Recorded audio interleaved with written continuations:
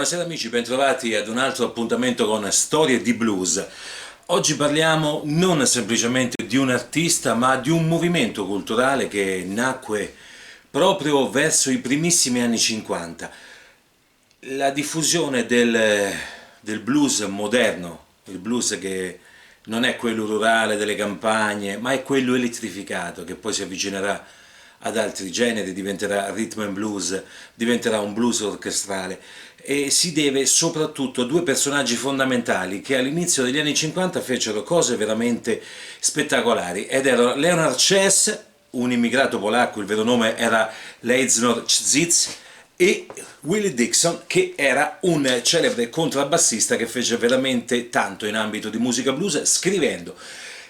i più grandi successi della Chicago Blues appunto degli anni 50. E Leonard Chess insieme al fratello Phil inaugurò questo nuovo modo di presentare la musica, soprattutto per i bianchi, dato che loro erano immigrati polacchi ma erano bianchi, ovvero quello di produrre proprio volutamente musica nera, produrre quella musica che per diciamo, la platea bianca vera e propria era ancora considerata una situazione molto particolare. Potevano produrre country, folk and western, potevano produrre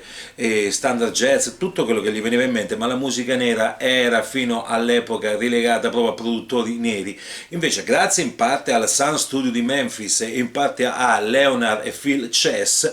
questa musica venne prodotta anche da bianchi, con l'ausilio chiaramente di arrangiatori e musicisti di colore, creando poi quello che è il vero blues che ascoltiamo oggigiorno. Quindi, lasciato da parte il blues delle piantagioni, che nella Chicago moderna, nella metropoli cosmopolita del nord degli Stati Uniti non piaceva più di tanto, perché quel tipo di jazz, quel tipo di blues era considerato rurale, una cosa secondaria, non modaiola tra apici, bensì bisognava cercare un suono diverso, e Leonard Chess fu proprio quel personaggio che andò un po' contro le normali tendenze musicali, sperimentò tante cose con Little Walter, l'amplificatore sull'armonica a bocca. L'armonica a bocca era molto vicina al volume della voce del cantante, quindi cose che erano inaudite all'epoca, ma che chiaramente crearono poi quelle basi della Chicago Blues che ancora oggi andiamo vedendo i risultati, che sono comunque ottimi in tutto il mondo.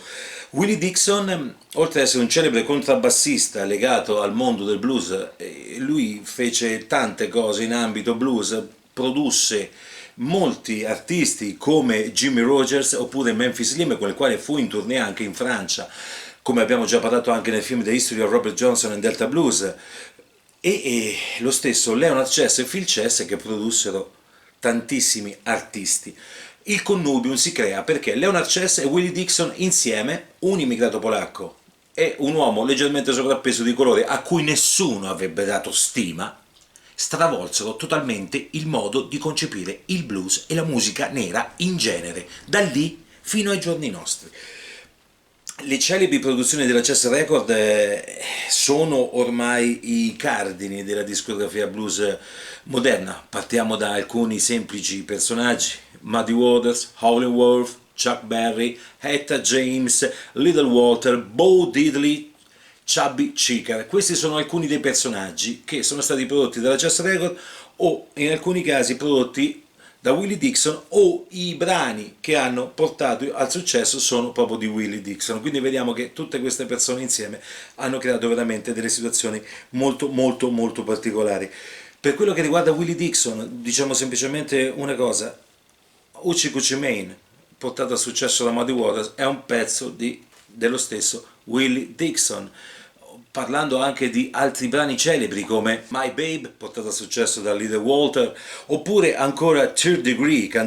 suonata da Eddie Boyd, fino a tanti altissimi brani che chiaramente vanno poi a porre in essere quella grande firma che era appunto Willie Dixon in ambito di blues. E la cosa bella poi fu che questi personaggi furono tutti insieme ricordati nella Hall of Fame. Tutte le produzioni che venivano fuori dalla Chess Record di questi grandi personaggi sono state poi celebrate dall'83 in poi, ovvero quando è stata fondata la Hall of Fame, Rock Hall of Fame, questo è il titolo giusto della fondazione. Dall'83 in poi sono stati tutti celebrati. Vi ricordiamo di iscrivervi al canale, buona musica!